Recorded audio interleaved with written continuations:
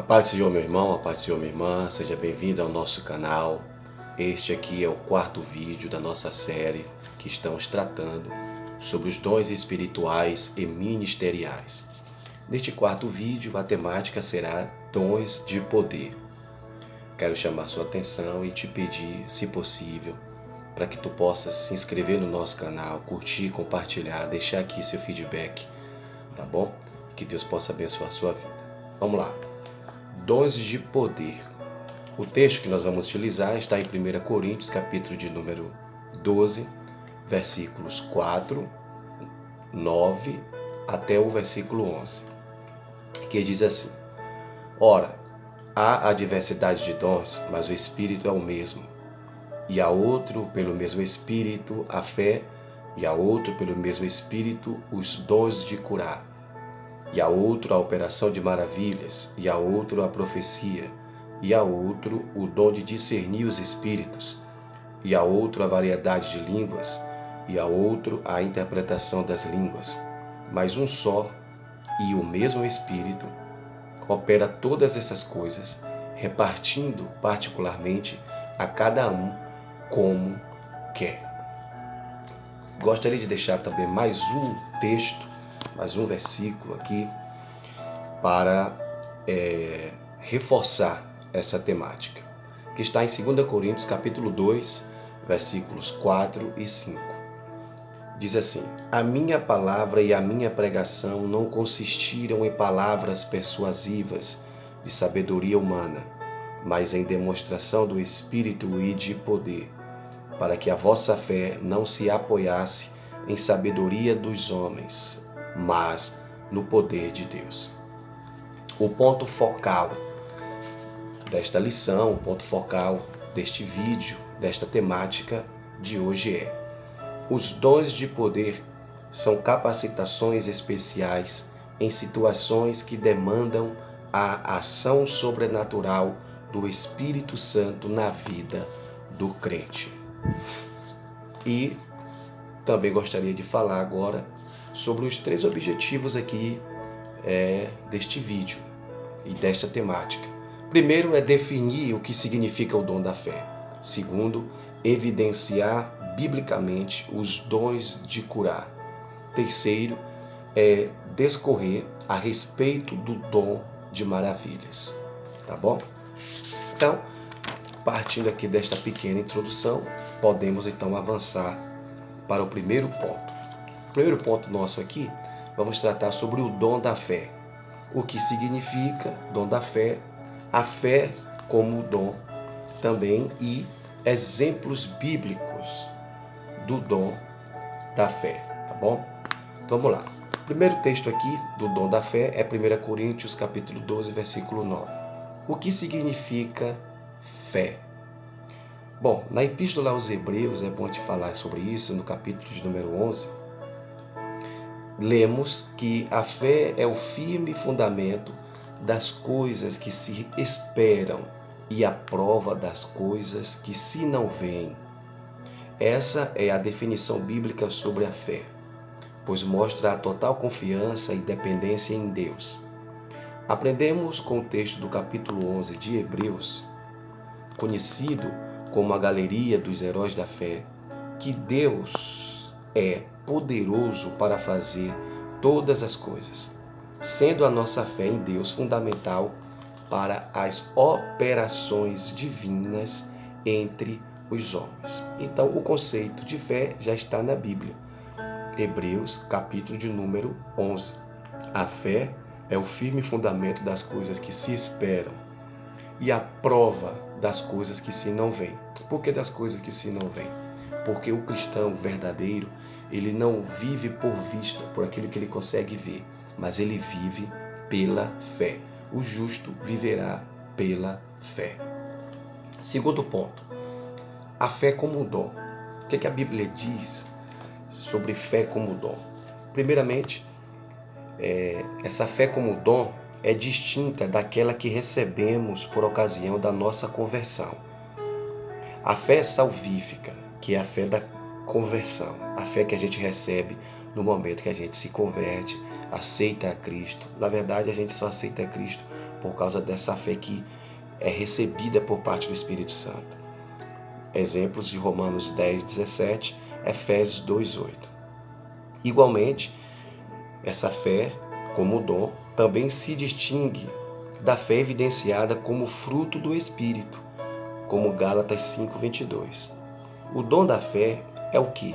É a capacidade que o Espírito Santo concede ao crente para se realizar e fazer, operar coisas que transcendem a esfera natural da vida, objetivando sempre a edificação da igreja. De acordo com o teólogo Stanley Orton, esse dom é uma fé milagrosa para uma situação ou oportunidade especial. Vamos aqui para o subtópico 3 aqui do ponto 1 sobre o dom da fé. Vamos ver agora exemplo bíblico do dom da fé. Quando guiou o povo de Israel na saída do Egito e se aproximou do Mar Vermelho, já na iminência de ser destruído por Faraó, Moisés disse: "Não temais, estai quietos e vede o livramento do Senhor, que hoje vos fará. Porque aos egípcios que hoje vistes, nunca mais vereis para sempre. O Senhor pelejará por vós e vos calareis." Moisés viu pela fé o livramento do Senhor antes de o fato acontecer. Esta é uma boa amostra bíblica do exercício do dom da fé. É aquela fé que você consegue enxergar o acontecimento, consegue enxergar a provisão, começa ou consegue enxergar a ação divina antes mesmo de operar. Como Moisés, ele disse: "Olha, ficai quietos, estai calados, porque Deus nos dará o livramento, e esta é a última vez que vós vereis os vossos inimigos." E foi o que aconteceu. Deus abriu o Mar Vermelho e destruiu os inimigos de Israel. Então, em síntese, o Espírito Santo concede aos crentes ou ao crente o dom da fé para que ele possa realizar coisas que transcendem a esfera natural, visando a edificação da igreja. Então, enquanto não recebermos o novo corpo imortal e incorruptível, estaremos sujeitos a toda sorte de doença. E essa fé de poder, essa fé que opera poder, nos capacita, por exemplo, a repreender, através dessa fé, as enfermidades. Então, fé, firme fundamento das coisas que se esperam e a prova das coisas que se veem. Hebreus 1, versículo 1. A fé salvífica, proveniente da proclamação do Evangelho. Esta fé leva-nos a receber a Cristo como Salvador. E o dom da fé, que é isso que estamos falando aqui, é a capacidade que o Espírito Santo concede ao crente para este realizar coisas que transcendem a vida natural. E é muito importante a gente distinguir, fazer diferença, entender a diferença entre esses três modelos de fé. Vamos então agora para o ponto 2, os dons de curar. Nós acabamos de falar sobre o dom da fé, agora vamos falar sobre dons de curar. Sempre seguindo nesse segmento. O que são os dons de curar? A redenção e as curas. E por último, aqui no subtópico 3, vamos falar sobre a necessidade desses dons de curar, tá bom? O texto está em 1 Coríntios capítulo 12, versículo 9. O que são dons de curar? São recursos de caráter sobrenatural para atuarem na cura de qualquer tipo de enfermidade. Por isso a expressão está no plural. Deus é quem cura. Ele concede os dons segundo o conselho da sua vontade, sabedoria e no momento certo. No Antigo Testamento, o Todo-Poderoso se manifestou ao povo de Israel como Jeová Rafá, o Senhor que sara. Êxodo 15, 26, Salmos 103, verso 3. A concessão desses dons à igreja deve-se à necessidade de o Evangelho ser anunciado como uma mensagem poderosa ao não crente, que outrora não tinha fé, mas que agora passou a crer no Evangelho, arrependendo-se dos seus pecados. Marcos 16, 17 e 18, Atos 3, versículos 11 ao 26 e capítulo 4, versículos 23 ao 31. Ponto 2. A redenção e as curas. Apesar de o crente ser redimido pelo Senhor, através da obra expiatória efetuada por Jesus na cruz do Calvário, ele, o crente, ainda aguarda a redenção do seu próprio corpo.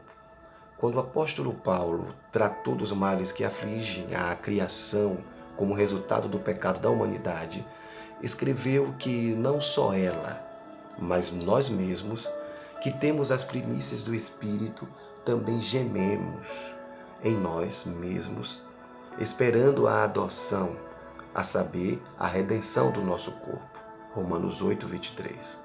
Enquanto não recebermos o novo corpo, imortal e incorruptível, estaremos sujeitos a todas as moléstias. Então, nós estamos aguardando esta redenção no momento do arrebatamento da igreja, no momento que Jesus vier buscar a sua igreja. Aí sim, esse corpo que é mortal se revestirá da imortalidade, da incorruptibilidade. Ponto 3, subtópico 3. A necessidade desses dons. Os dons de curar são necessários à igreja. Por que são necessários à igreja? Por causa do mundo que vivemos na incredulidade, em que, por exemplo, a medicina se desenvolve rapidamente, o ser humano pensa que pode superar a Deus.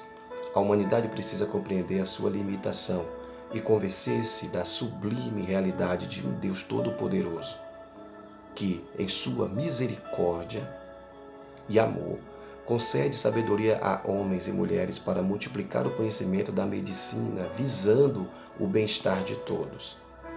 Quanto aos dons de curar, são manifestações de poder sobrenatural que o Espírito Santo colocou à disposição da Igreja de Cristo para que a humanidade reconheça que Deus tem o poder de sanar todas as doenças.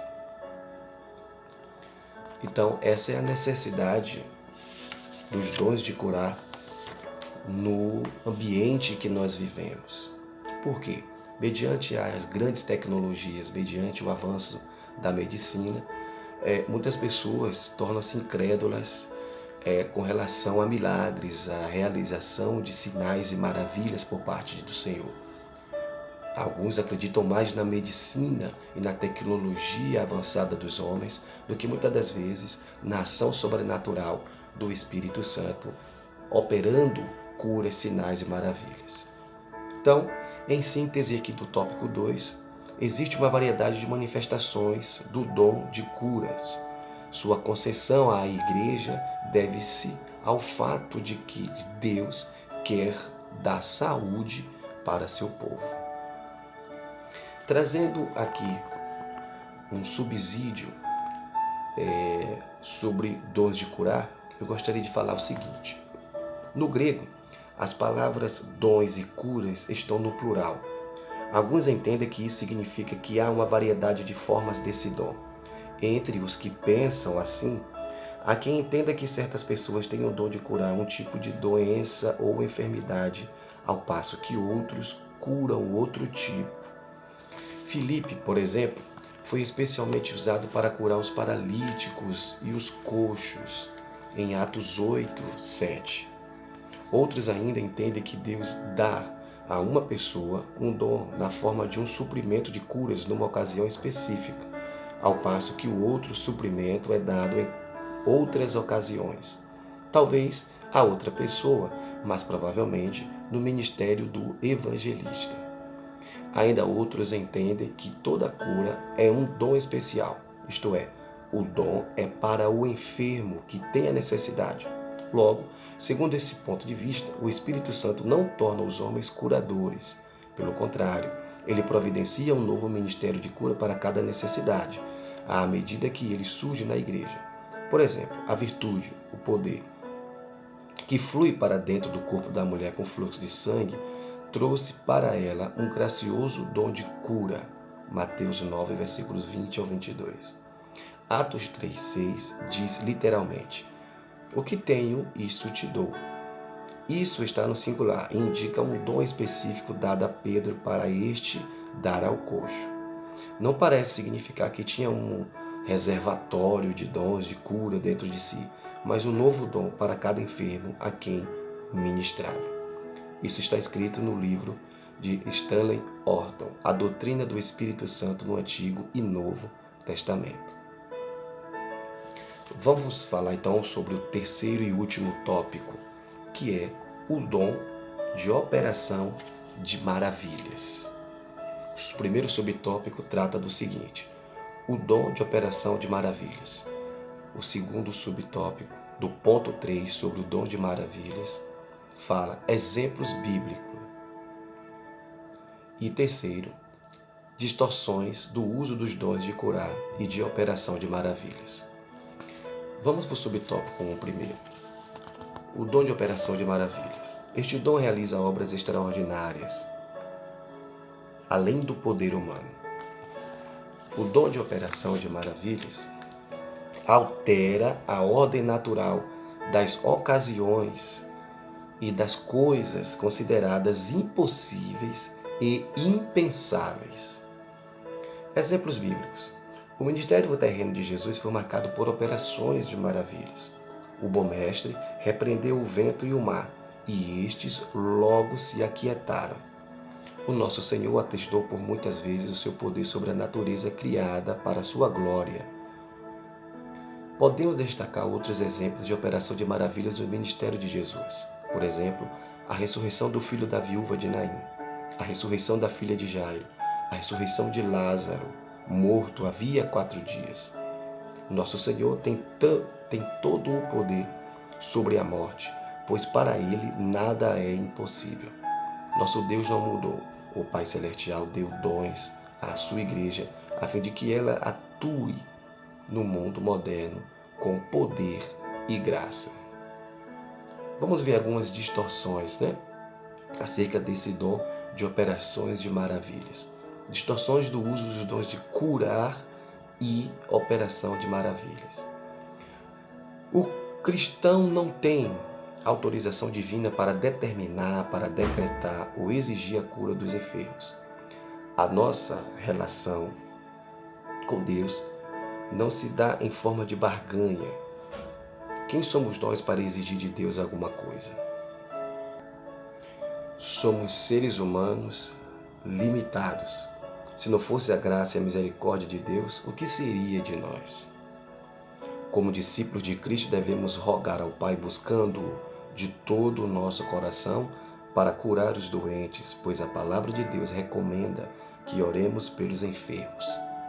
A oração do justo pode muito em seus efeitos e, independente de ser ou de ter o dom ou não, Jesus nos ensinou que em seu nome deveríamos impor as mãos sobre os enfermos para que eles sejam curados. Nossa responsabilidade é orar pedindo a cura. Quem sara o enfermo de acordo com a sua soberana vontade é Deus. O crente que impõe as mãos sobre o enfermo não pode ser tratado como um ídolo na igreja, principalmente se o enfermo for curado. Nem podemos imaginar que porque aconteceu o milagre aquela vez, sempre haverá outros milagres. Que o Altíssimo tenha misericórdia e proteja-nos dessa pretensão. Quem opera os sinais e as maravilhas é o Senhor, não o homem. Toda a ação decorrente dos dons vem do Senhor e vem do Espírito Santo. E por isso, não podemos e nem devemos agendar dias nem marcar horários para a sua operação. Façamos a obra de Deus com honestidade e decência. Então, aqui é um apelo ao desapego desses curandeiros aí espirituais. Então, os dons de operação de milagre, os dons de cura, eles não são para enaltecer aquele pela qual Deus usou para realizar tal obra, mas sim para o serviço cristão, para o serviço da pregação do Evangelho. E nós não podemos ter nenhum tipo de idolatria por aqueles que pela qual Deus usou alguma vez para que um milagre acontecesse. Nem aquele que recebe essa cura pode idolatrar quem orou por ele, nem aquele que orou pelo enfermo e Deus curou o enfermo pode se exaltar porque Deus fez tal obra, porque tudo é de Deus. E nós somos administradores daquilo que Ele nos entregou. Síntese. O cristão não tem autorização divina para determinar, decretar ou exigir a cura dos enfermos. Quero trazer aqui um subsídio com relação a essa temática das diferenças entre dom de fé e a operação de milagres. Preste atenção. A operação do dom de fé tem algo de semelhante ao dom de operação de milagres. Mas esses dons se distinguem pelo fato de o dom de fé operar sem que, às vezes, seja visto seu efeito instantâneo, enquanto a operação de milagres tem efeito imediato. Quando Jesus se aproximou da figueira sem fruto, disse: "Nunca mais coma alguém fruto de ti." E seus discípulos ouviram isto. Os discípulos simplesmente ouviram as palavras de Jesus. Parecia que nada havia acontecido. Entretanto, quando eles passaram novamente por aquela região, viram que a figueira secara desde a raiz. Enquanto o dom de operação de milagres tem a ação agora, instantânea e imediatamente, o dom de fé opera com os mesmos resultados, embora não seja de modo tão espetacular e acessível a quase todos os crentes da igreja. E pela fé, tudo podemos conseguir, pois tudo é possível ao que crê. Esse texto está no livro de Estevão Ângelo de Souza, o livro intitulado Nos Domínios do Espírito. Então, façamos uso dos dons de poder para propagar o Evangelho do nosso Senhor. Deus pode conceder a seus servos o dom da fé, dons de curar e o dom de operação de milagres, mas sempre de acordo com sua vontade e graça. Lembre-se de que os dons de poder contribuem para legitimar a pregação do Evangelho. Infelizmente, há pessoas que querem utilizar essas dádivas para obterem lucros financeiros e enriquecimento pessoal. Isto envergonha o nome de Jesus e mancha a idoneidade da igreja na sociedade. Quem procede desta forma está suscetível ao juízo de Deus, que virá no tempo próprio. Que nós, a igreja, o povo do Senhor, façamos uso dos dons de poder para propagar o Evangelho de nosso Senhor e glorificar o nome do Pai no poder do Espírito Santo de Deus. Bendito seja o nome do Senhor e que Deus possa conceder dons de curar, operações de maravilhas, o dom da fé, que são classificados como dons de poder dado à igreja, Então, que você possa buscar esses dons com sabedoria, entendimento e que o Senhor te capacite nesta grande obra que é pregar o Evangelho. Deus abençoe sua vida em nome de Jesus.